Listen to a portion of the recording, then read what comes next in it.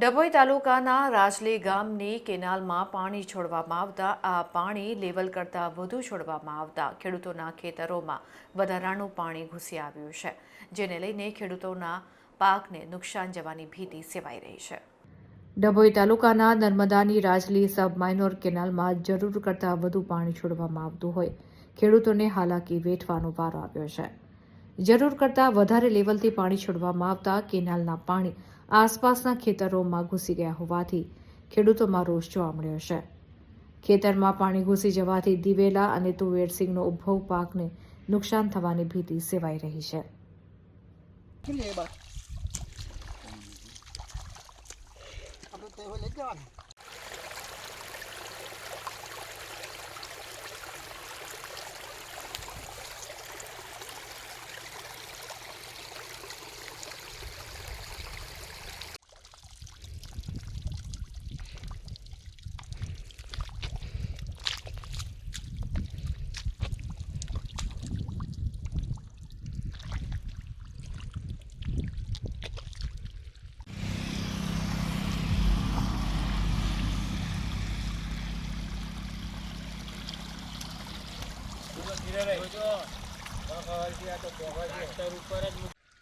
ઉપર જોજો.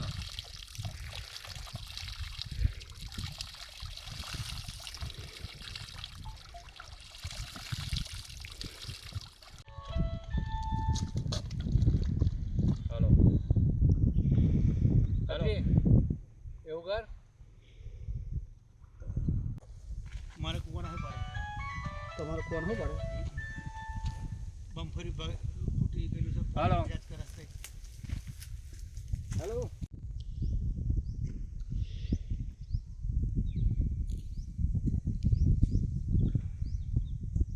ચાલે પેલા ભાઈ પડે બોલ.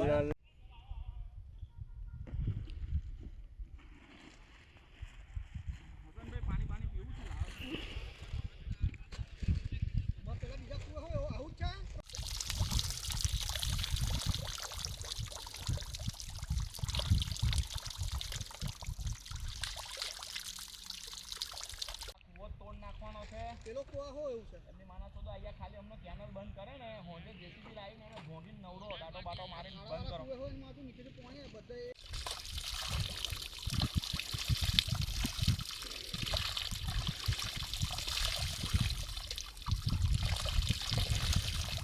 ડભોઈ તાલુકાના રાજલી ગામે જે Rajli sub minor canal Rajli minor કેનલમાં પાણી આવે છે અને પાણી જરૂરિયાત પ્રમાણે આવતું હોય તો અમને કંઈ વાંધો નથી.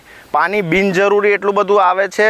આજે 3 દિવસ 4 દિવસ પહેલાં પણ નિગમના અધિકારીઓને રજૂઆત કરી હતી. વારંવાર રજૂઆત કરવા છતાં પણ કેનલનું રૂલ લેવલ ડાઉન કર્યું નથી. અત્યારે પણ એટલું ને એટલું પાણી આવે છે જે આપણે પાછળ દ્રશ્યોમાં જોઈ રહ્યા છો.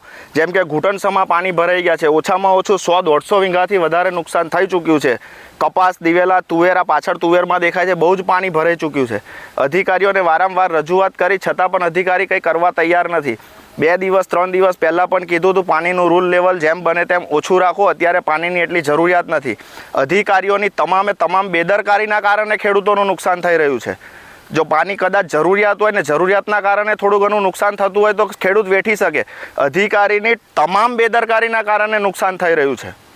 રાજલી માઇનોરમાંથી જે પાણી છોડવામાં આવ્યું છે નર્મદા નિગમનું, તે ખેતરોને મેં ભરાઈ ગયું છે અને નુકસાન થયું છે. ઘૂંટણ સમાનું પાણી ભરેલું છે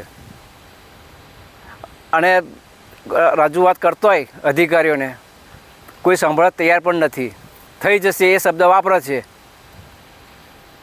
કેટલા વીંગામાં નુકસાન હશે? 101 વીંગણમાં નુકસાન છે. કયો પાક? કપાસ, દિવેલા, તુવેર ને વાલ. પાણી ક્યાંથી નીકળે છે? એ 3 કૂવા છે તેમાંથી નીકળે છે. ક્યાં સુધીને જાય પાણી? અરે ઘણું આગળ જતું રહે છે. પાણી જેટલું બધું ફૂલ પાણી છે તે રોકાય એવું જ નથી. ઉપર લોકો ખેડૂતો ઉપર એ કરે પણ નથી મેળ પડતો.